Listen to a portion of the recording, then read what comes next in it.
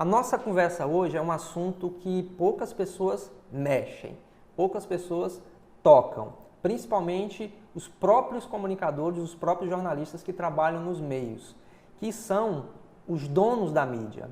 Esse é um assunto muito delicado, muito espinhoso, e eu vou tentar abrir aqui para vocês uma série de informações a respeito do impacto, dos riscos, das oportunidades quando se fala dos donos da mídia, tá? A nossa conversa vai ser pautada em 4 itens bem simples, bem destacáveis. O primeiro, jornalismo e mídia. Vamos entender o que é esses dois conceitualmente para a gente ficar na mesma página e seguir o rumo, tá? Depois eu vou falar de mídia e de poder. Essa relação que às vezes é bem delicada e que exige muita atenção da sociedade por conta de ser um tema que impacta todos nós.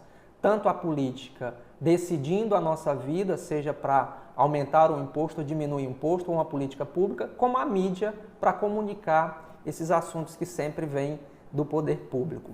E eu vou, obviamente, falar dos riscos e das oportunidades que tem nesse mercado de comunicação, do qual a gente vive, vivencia e bebe em todas as fontes possíveis de informação que a gente tem no dia a dia, tá?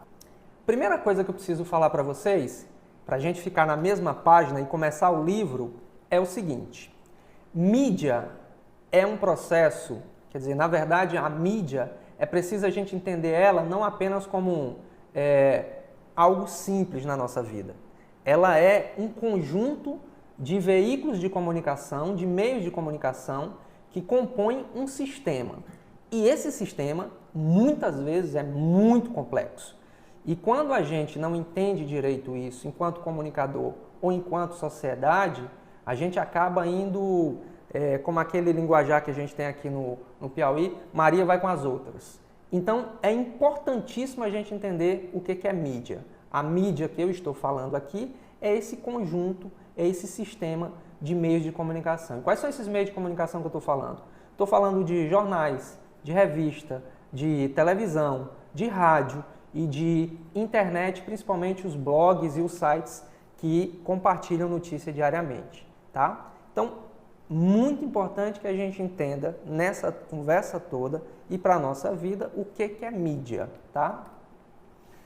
A outra coisa que a gente precisa entender para ficarmos na mesma página desse assunto, dessa conversa nossa aqui, é o que é jornalismo de fato e qual o impacto do jornalismo na nossa vida.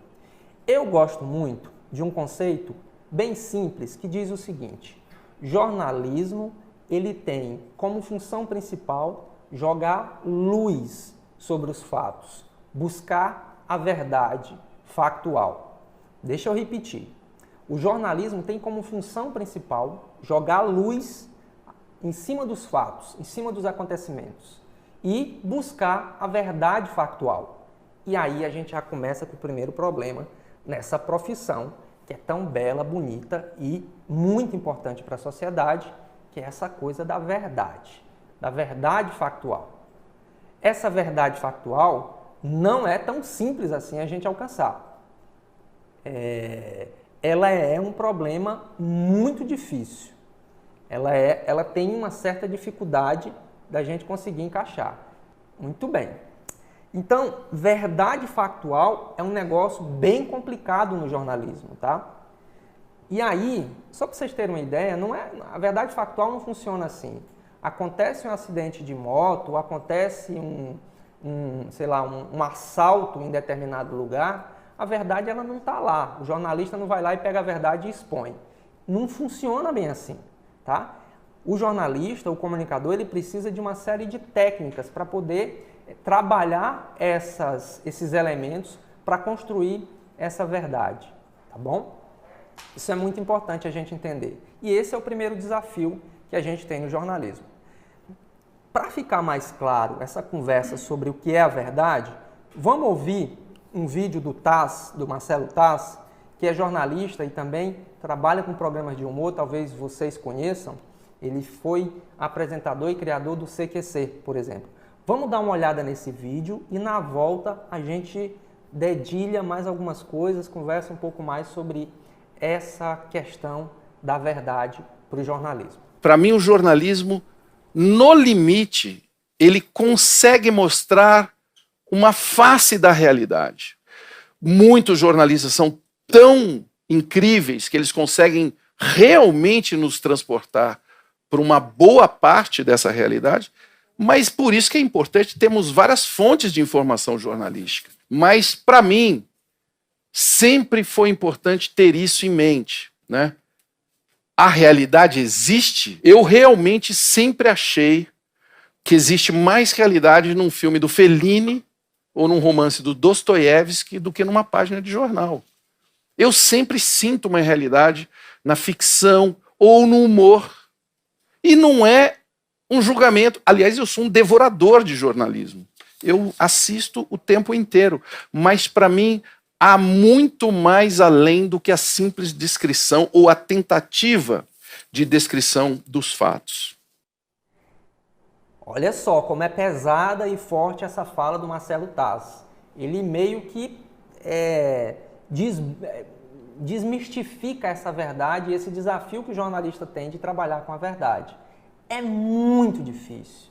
E talvez como o próprio Marcelo fala, há um sentimento muito inglório nessa profissão de entender que um jornalista possa ir em determinado acidente, ter todas as informações ali a seu dispor e retratar a verdade absoluta como tal. Isso é um desafio muito grande. Durante milhares de anos, esse é o desafio que o jornalista enfrenta todos os dias.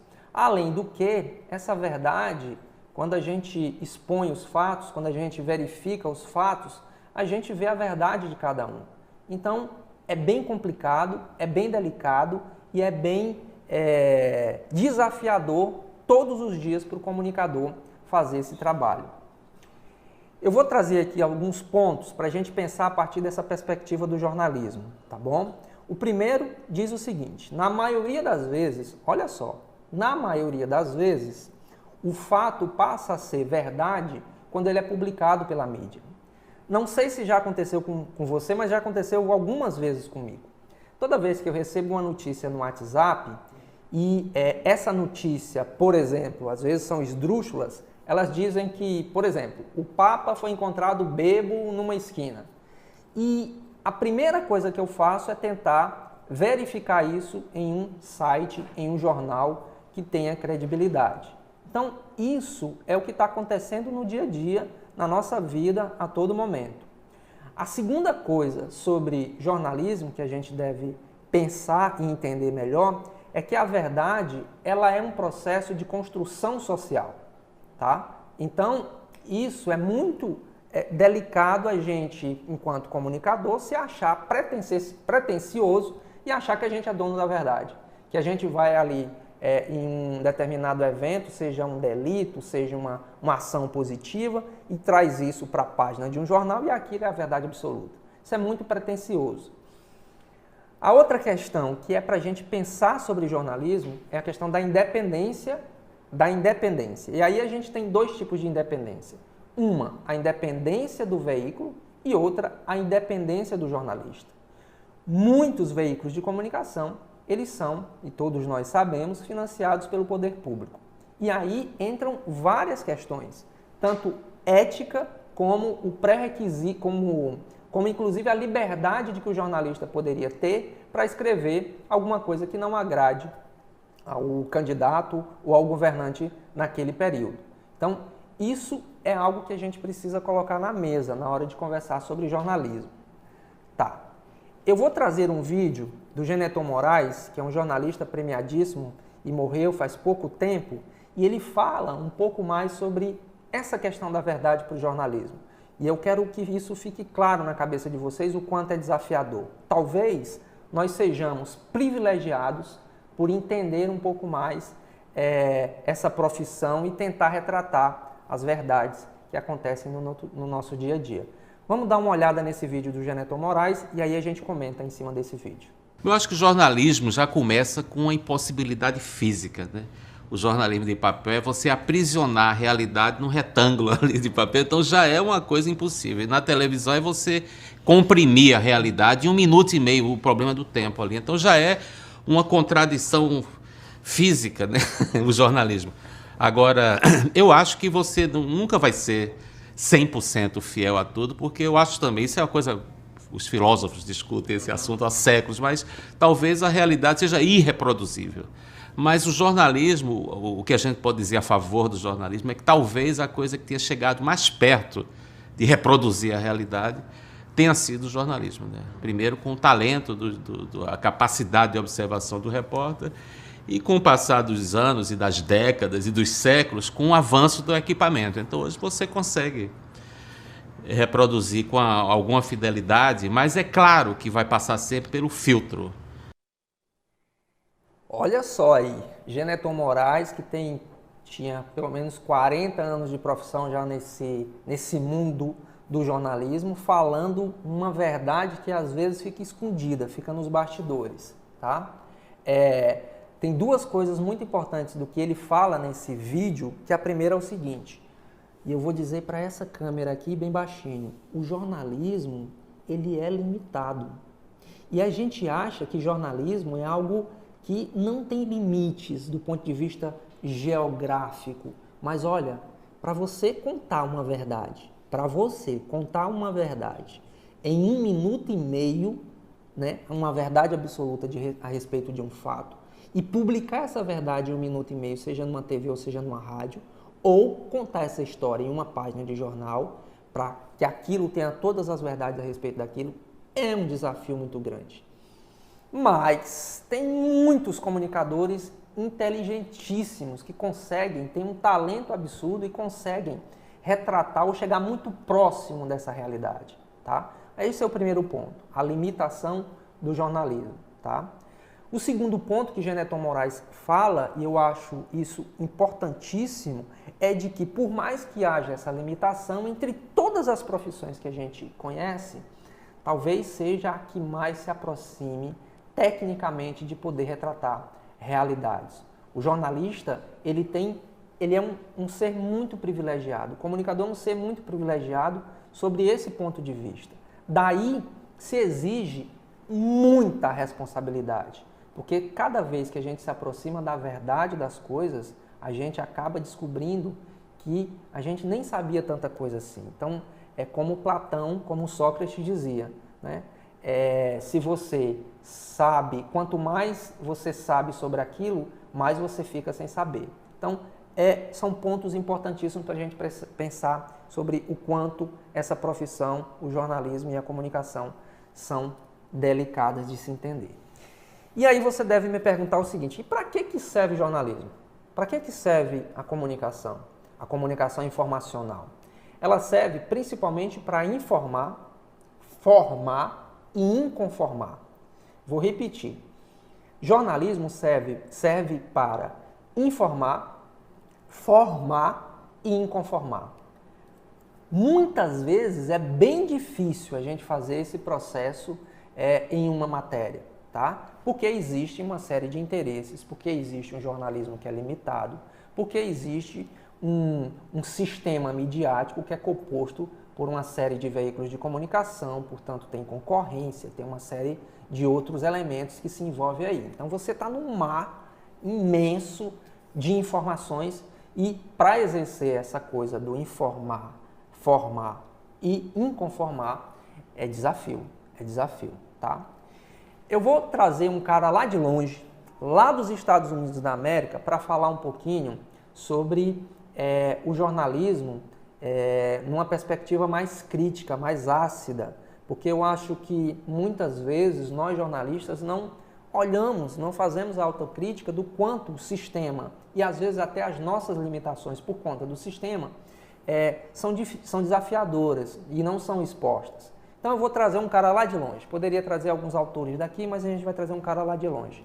O nome desse cara é o Noah Cosmic.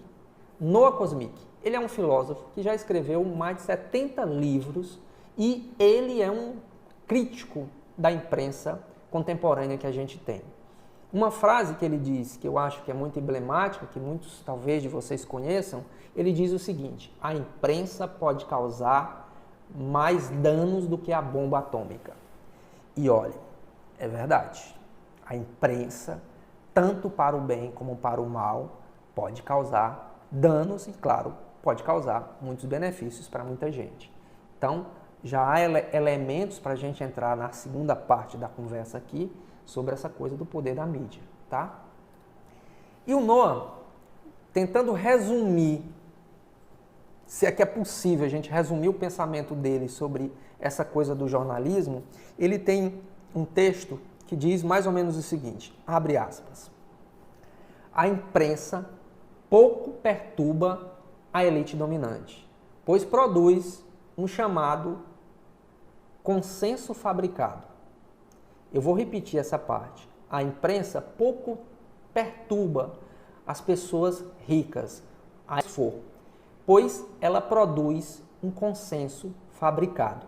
Guarda isso aí. Ou seja, utiliza-se de técnicas de controle do público, de controlar o público, de reter o público, de reter a audiência do público, através dos meios de comunicação para determinar, moldar, manipular, restringir pensamentos que não são coerentes à linha editorial do veículo de comunicação. Se a gente pudesse pegar parte da obra do Noah nesse aspecto do jornalismo para a gente entender, seria isso aqui. Eu acho que isso representa muito os perigos, os riscos e também as grandes oportunidades que a gente vê nesse sistema. Eu vou disponibilizar para o grupo do WhatsApp, o grupo VIP dessa semana do comunicador, o artigo que fala um pouco sobre o pensamento do Noah, tá bom? Então, fica ligado que eu vou disponibilizar esse conteúdo lá. Para a gente fechar essa parte, e aí eu acho que vai colaborar um pouco com o que a gente acabou de ver aqui desse pensamento do Noah, que é um vídeo, que é um experimento social. Vamos dar uma olhada nesse vídeo e daqui a pouco a gente comenta e escuta mais sobre ele, tá bom?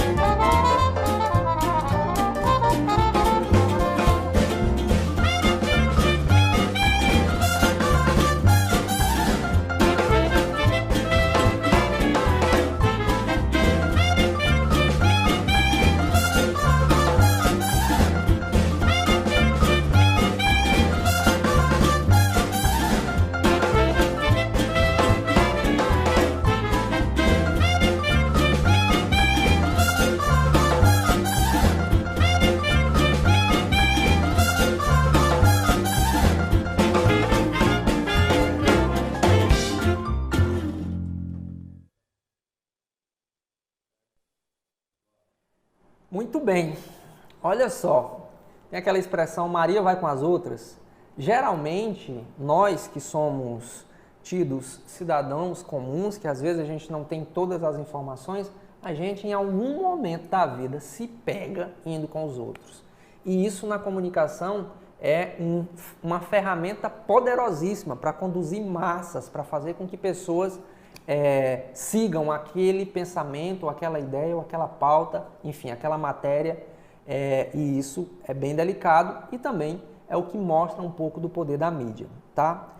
Antes de comentar, várias pessoas aqui estão no chat, eu queria falar uma coisa que o Noah retrata muito bem a partir de dados, a partir de pesquisa, e ele diz que pelo menos, olha só o que ele diz aqui, pelo menos 80% dos indivíduos do planeta, eles não prestam muita atenção, na verdade eles cumprem ordens. 80% da população do mundo cumpre ordens e não presta atenção em tudo que acontece na comunicação.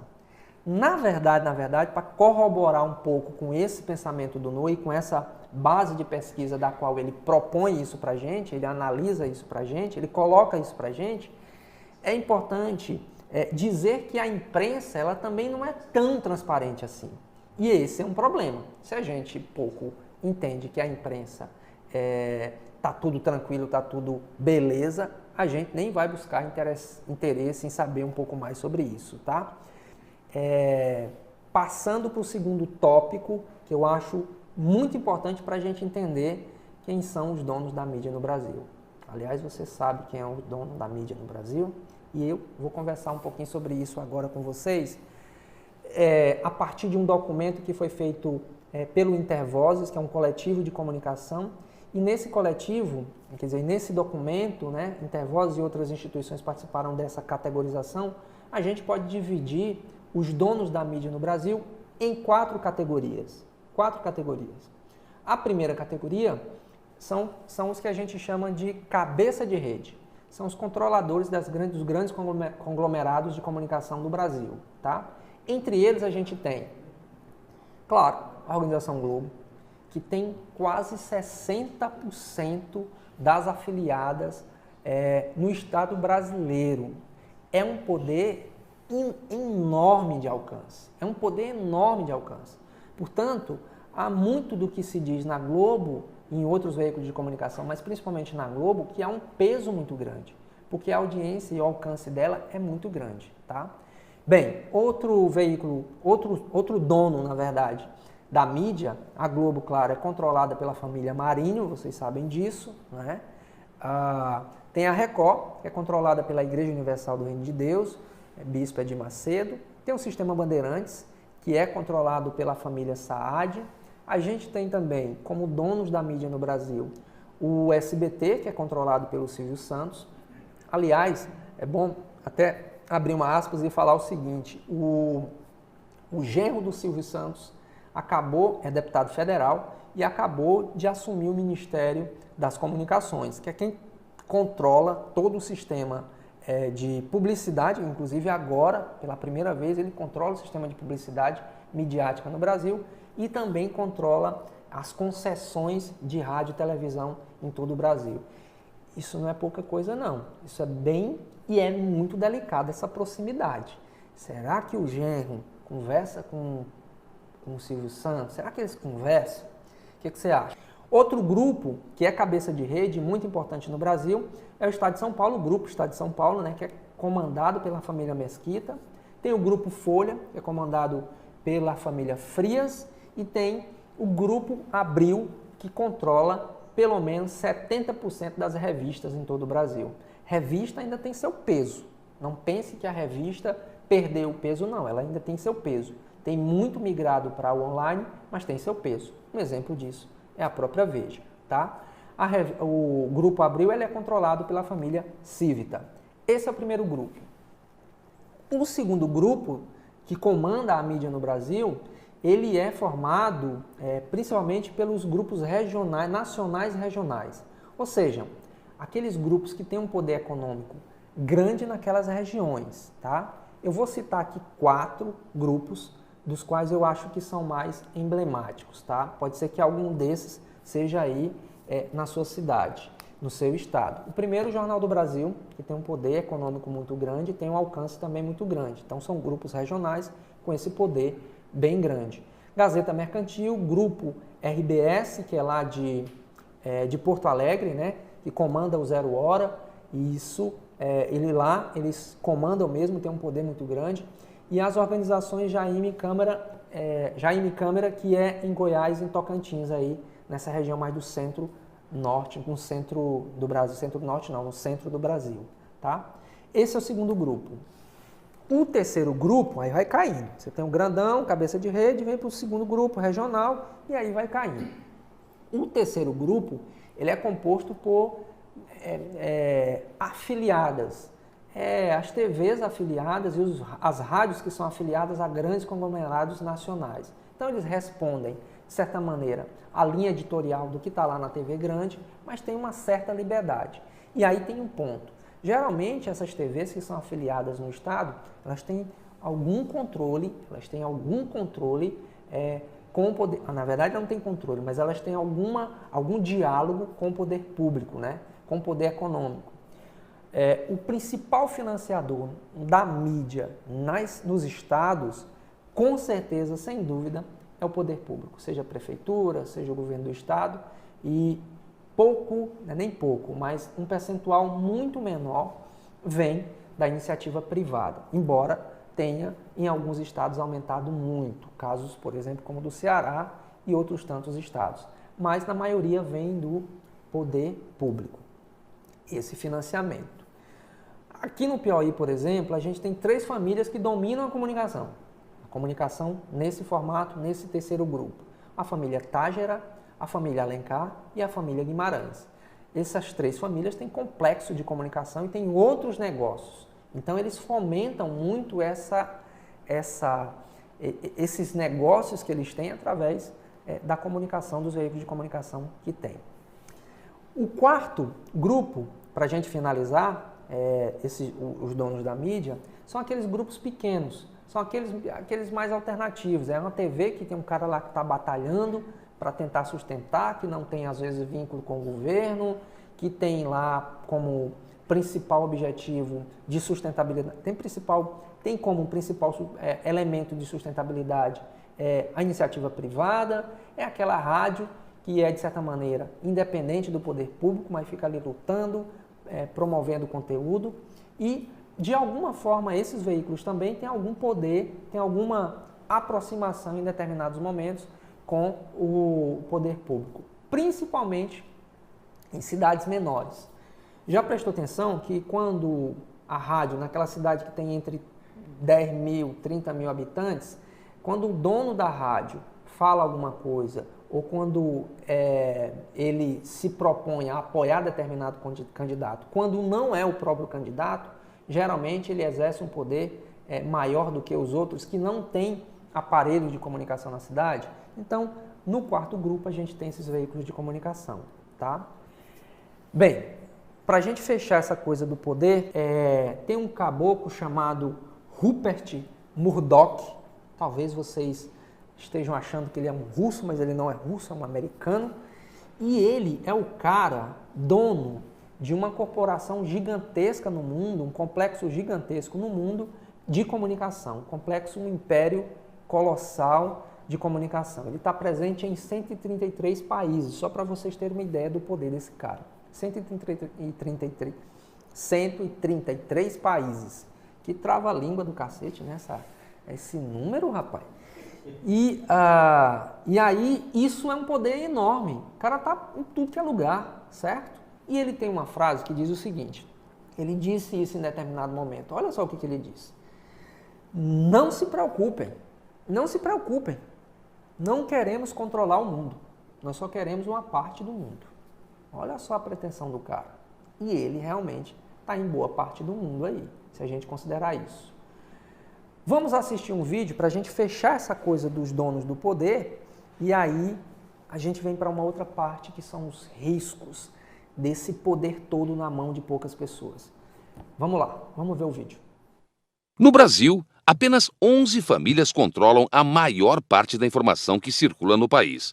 E nenhuma delas é a de Cirleide. 25% dos senadores e cerca de 10% dos deputados são concessionários de rádio ou TV, o que significa que, para conseguir esse direito, Cirleide teria que ser amiga do presidente, ser deputada, senadora, governadora, prefeita, ter muito dinheiro ou ser ela mesma presidente da República. As famílias Marinho, Macedo, Saad, Abravanel, Carvalho e D'Alevo, Sirotsky, Queiroz, Tivita, Mesquita e Frias decidem que tipo de informação os brasileiros devem receber e quais não devem, por não terem relevância jornalística ou por não atraírem o interesse do público consumidor, segundo o ponto de vista dessas famílias, é claro. A decisão de que tipo de informação os brasileiros devem ou não receber leva o nome de linha editorial. A manipulação das informações que serão veiculadas dá-se o nome de edição. Desse modo, tudo que se vê na televisão ou se escuta pelo rádio é definido por alguém. Mesmo neste filme, fizemos isso. Escolhemos quem deveria estar e quem não deveria, em que momento e contexto cada personagem deveria aparecer e quando deveria esperar para entrar em cena. Deste modo, montamos a história para que vocês acreditem que o que queremos dizer é a verdade. Como Cirleide não pode transmitir informações a um número elevado de pessoas, ela tem que se contentar em ver e ouvir o que as 11 famílias têm a dizer. Como muitos, Cirleide ouve rádio no trabalho durante todo o dia na casa dos Oliveira e, quando chega em casa, assiste TV para relaxar. Cirleide, como todos os seres humanos com telencéfalo altamente desenvolvido e polegar opositor, tem esses veículos como principal fonte de informação para formar suas opiniões e valores. Boa parte das informações que os filhos de Cirleide possuem sobre o mundo vem do que ela transmitiu para eles através da fala. Boa parte das informações que ela tem sobre o mundo foram contadas a ela pelas 11 famílias. Essas informações acabam influenciando o modo de Cirleide se vestir. Pois é, você viu aí, né, que tem muita gente que diz o seguinte: quem manda no controle da minha televisão sou eu. Tá certo, correto. Você pode apertar, zapear, fazer o que quiser. Mas lembre-se que quando um poderio está na mão de um grupo específico, boa parte daquilo que você faz, que você usa, que você consome, tem a ver com a mídia que passou por esses veículos de comunicação. Esse é um grande risco, esse é um grande problema. E aí tem muita gente que acha que falar de democratização da mídia, e eu estou falando de mídia de massa, é um processo de esquerda, de direita, enfim, há um ato político aí atrás. Mas há um ato político por trás disso, mas não um ato político de partido, mas um ato político que pressupõe uma necessidade para a sociedade, para as pessoas. Então, é muito delicado. Esse vídeo do Intervozes, ele dá sinais desse processo do quanto nós somos impactados, influenciados pela mídia todo dia. Tá. Com esse vídeo a gente fecha a segunda parte da nossa conversa e entra em seguida na outra parte, que é uma parte que eu gosto muito, que são os riscos. Tá? Riscos da mídia em poucas mãos. E aí tem essa coisa do discurso hegemônico. Quando há uma única ideia, você não evolui. Se você está fechado na sua bolha, pensando apenas sobre um aspecto, sobre aquilo que te rodeia, dificilmente vai ter um processo de evolução. Porque a evolução humana, inclusive, a evolução de conhecimento, de aprendizado, ela depende de troca. Ela depende que o outro escute uma pessoa, escute várias pessoas, escute outros grupos. O que tem acontecido, inclusive, no Brasil, é que a gente tem se fechado muito nos nossos grupos e pouco ouvido os outros. E isso é muito complicado. E isso a mídia sabe, então cria-se um discurso hegemônico, um discurso único. Esse é o primeiro risco. Segundo risco, ainda nessa mesma linha do hegemônico, do discurso hegemônico, a gente tem a retórica da globalização. Imagina que o cara que está com um conglomerado de comunicação em 133 países, 133 países, é muito país, é muito lugar, é muita comunicação, é muita gente trabalhando, mas principalmente é muito poder. E ele, com certeza, em algum momento deve ter dito, isso entra ou isso não entra. Seja na linha editorial, ou seja, em determinado momento, determinado assunto para determinado país. Esse é um problema e esse é um risco, tá? É importante que o comunicador saiba desse risco. E para quem é esse risco? É para a sociedade, é para as pessoas. É para a pessoa, para a dona de casa, para o empresário comum, para todo mundo. É um risco, tá? Mas existe outro tipo de risco que eu quero me aprofundar um pouco mais aqui com vocês e narrar o quanto esse risco ele é maléfico de maneira, inclusive, a violar os direitos humanos, tá?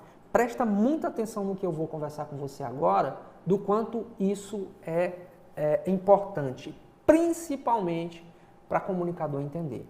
Porque às vezes eu não sei se é por maldade ou é por falta de entendimento e de conhecimento que os comunicadores acabam violando de alguma forma os direitos humanos. Eu vou até beber uma água para falar disso aqui.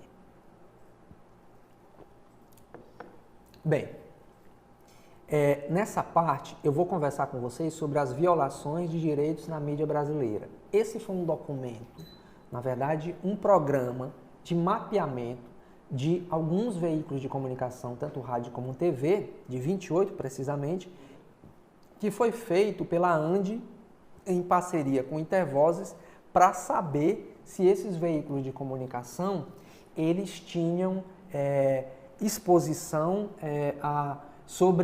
principalmente sobre as violências e criminalidade com relação aos direitos humanos das pessoas. Se eles veiculavam programas, matérias, conteúdo que violasse o direito das pessoas. Então, a base desse programa, ele tem 3 bases, tá? Desse mapeamento. Tem 3 bases. A primeira são as normas brasileiras, é a Constituição brasileira. Esse é um documento base para a gente saber se foi violado ou não o direito de uma pessoa. O outro são documentos multilaterais, que são acordos firmados geralmente entre países e entre os estados para poder regular ou orientar determinado uso da mídia. E tem também, obviamente, as instituições que fazem a autorregulação desse conteúdo. Então, as normas que foram utilizadas como base desse monitoramento foram essas. A narrativa está presente nas rádios e nas TVs. Como eu disse, foram investigadas durante determinado período 28 veículos de comunicação. E as violações, elas vão as coisas absurdas, tá? Mas as principais violações dos direitos humanos está ligado principalmente à incitação do crime e discurso de ódio, tá? Vamos lá. Violação 1, e essa é uma das mais comuns. Pode estar acontecendo aí todo dia, no horário do meio-dia, na sua cidade, nos programas policiais. É onde essa violação geralmente acontece de maneira mais prática, mais diária e mais cotidiana. A primeira violação que eu quero mostrar para vocês é o desrespeito à presunção de inocência. Desrespeito à presunção de inocência, tá? Quando é que isso ocorre? Ocorre quando um jornalista, ou um radialista, um apresentador, né, alguém que comunica, alguém que transmite informação através de um rádio ou através da internet, né, principalmente tratando indivíduos que cometeram crimes ou estão sob suspeita de cometer crimes e esses apresentadores, ao invés de esperar um pouco mais, já acusam, já condenam e já os coloca numa situação de culpado. Esse é um crime que está previsto, inclusive, na Constituição. Continuando ainda, de maneira muito prática, como é que esse crime do desrespeito à persuasão, a presunção da inocência funciona? Vamos imaginar o seguinte, quando o profissional de comunicação, com base em apenas um boletim de ocorrência policial ou em depoimentos de policiais, divulga o nome ou a imagem dos acusados firmando a autoria de ato delituoso, sem que esta tenha sido comprovada e sem que seja mencionada de modo transparente a fonte da informação, relativizando, portanto, esse caso. Tá?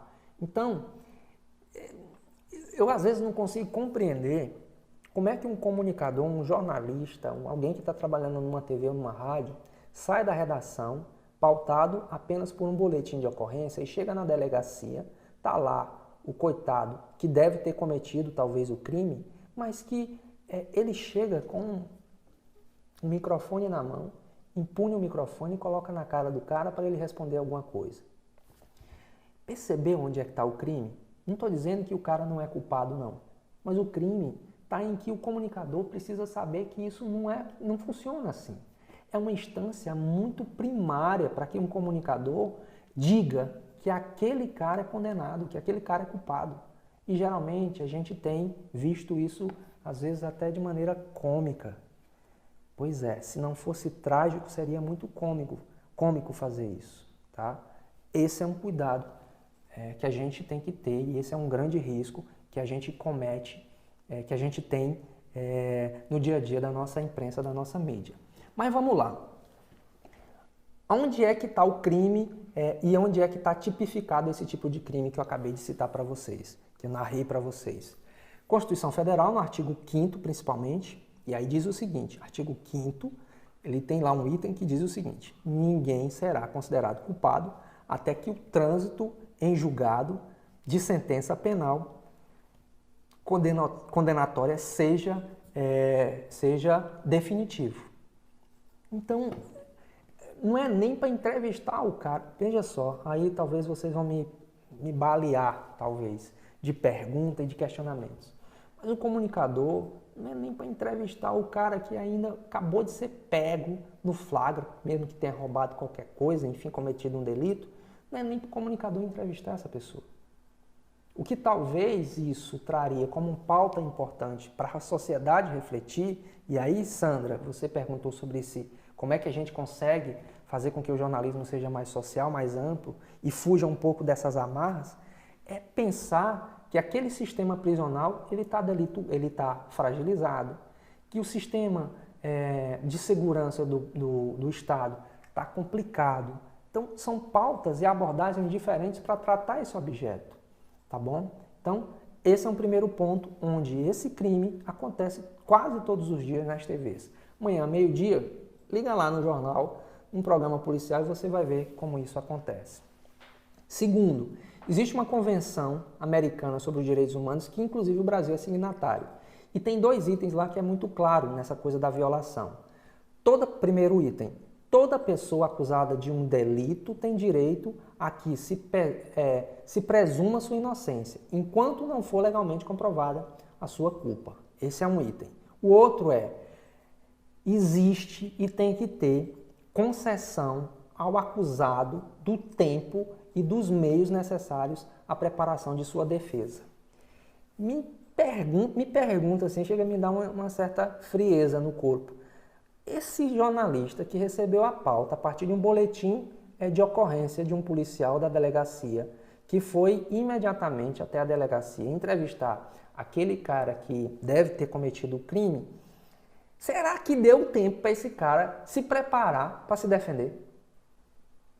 E eu digo para vocês que não dá tempo. E isso está sendo violado a todo momento, tá? Eu vou disponibilizar esse documento dessa legislação lá no WhatsApp, tá? Para vocês darem uma olhada o quanto ainda tem de violações em cima apenas desse crime, tá? Para finalizar, e aí esse crime, quer dizer, esse delito, essa infração que se comete no dia a dia, tem um Código de Ética dos Jornalistas que diz o seguinte, no artigo 1º, lá no artigo 9º, e tem um item que diz o seguinte: o respeito à verdade e ao direito do público à verdade é a primeira obrigação do jornalista. Então, como é que dá para a gente saber que, a partir de um boletim de ocorrência simples, né, não estou dizendo que sim nem que não, a gente consegue retratar essa verdade? E a gente viu há pouco o quanto é desafiador a gente retratar a verdade. Apenas ouvindo uma fonte. Entende? Graças a Deus, muitos dos jornalistas acertam. Muitos acertam. E cometem-se menos crime do que poderia cometer. Mas esse é um risco gravíssimo de violarmos o direito das pessoas. Jornalismo bom é aquele que inconforma, mas não inconformar o que já está fragilizado. Jornalismo bom é aquele que dá voz para as pessoas que não têm voz. Então, que fica isso aí. E para a gente finalizar, eu estou toda hora dizendo que vou finalizar, mas é porque o assunto me empolga. Mas vamos lá.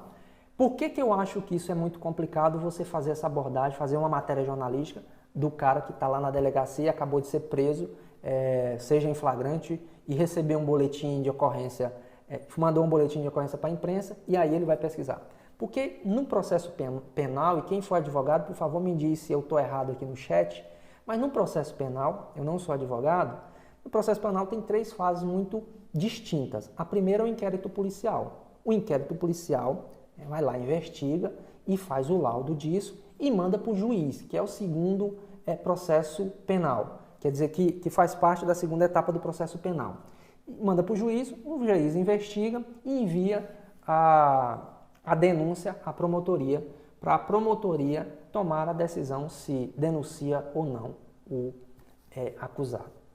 Então tem 3 instâncias e o jornalista está sempre na primeira. Nem teve a verdade absoluta ainda do fato. Percebe o quanto é desafiador? Percebe que às vezes eu nem sei se é por maldade ou se é desconhecimento, mas que isso todo dia acontece? Acontece. Vou narrar o caso, como é que acontece concretamente. Vamos lá. Matéria. Chamada da matéria. Chororô na delegacia. Acusado de estupro alega inocência. E recentemente no Brasil a gente teve um caso muito grave. Vou repetir. Matéria lá na TV ou na rádio. Chororô na delegacia. 2 pontos. Acusado de estupro alega inocência. Olha só o trecho da narrativa. Repórter pergunta: você atacou a mulher, né, fulano de tal? E já com um olhar de ódio, assim, de raiva no coração. Beleza. Ele pergunta. O acusado responde: não, senhor, não fiz isso. E com medo, porque microfone impõe medo. Não fiz isso, eu não cheguei. A única coisa que eu fiz foi pegar o celular da senhora, eu não a estuprei. O repórter, na narrativa: estuprador, fulano de tal, você é isso. Isso é crime.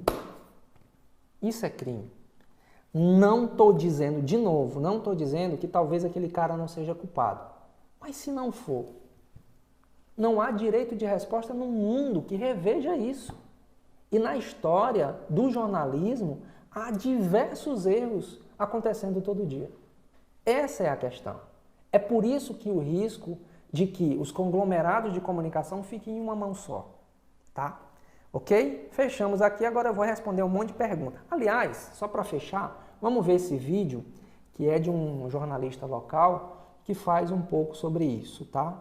Não é a pessoa, é o ato jornalístico que foi feito. Vamos dar uma olhada nesse vídeo. Terceiro DP, a cidade é Timon, o estado é o Maranhão. E aqui, policiais efetuam a prisão de um homem de nome Francisco Neurivan Carvalho da Silva.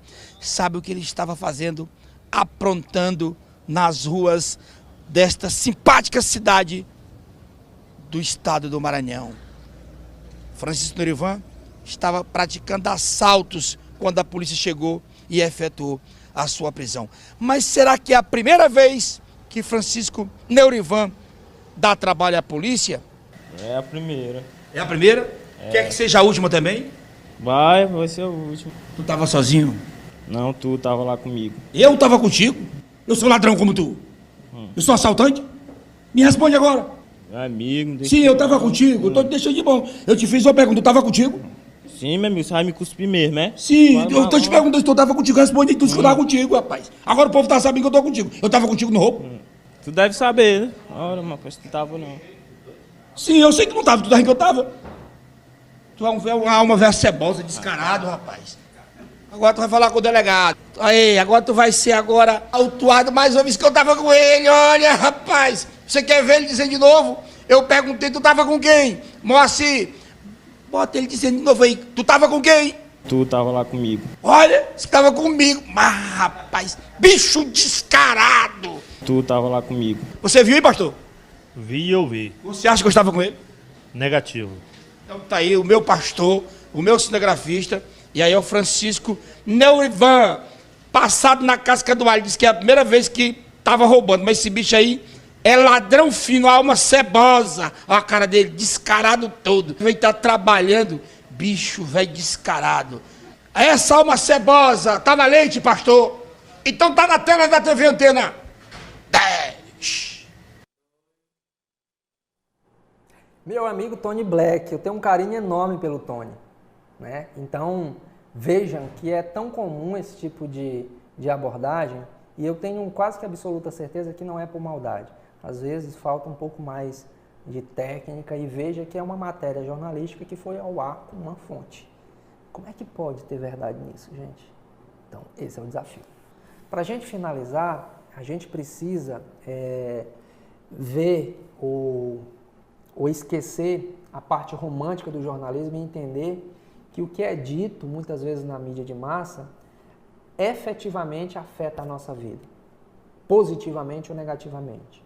Em alguns momentos, às vezes, negativamente, mas nesse momento de pandemia, de maneira muito positiva. E eu acredito que esse momento da pandemia, o jornalismo tem uma chance ímpar de recuperar um pouco da credibilidade que durante anos esqueceu de trabalhar, tá? Portanto, a sociedade não pode se dar o luxo de deixar o jornalismo à deriva. A sociedade tem que participar desse processo. Não há sentido do jornalismo existir sem a sociedade. O jornalismo tem que ser feito com e para a sociedade. Muitas vezes a gente ignora o nosso papel enquanto sociedade com relação ao jornalismo.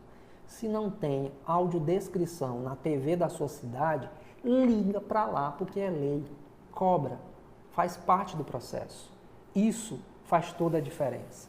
Tá? Uma imprensa dependente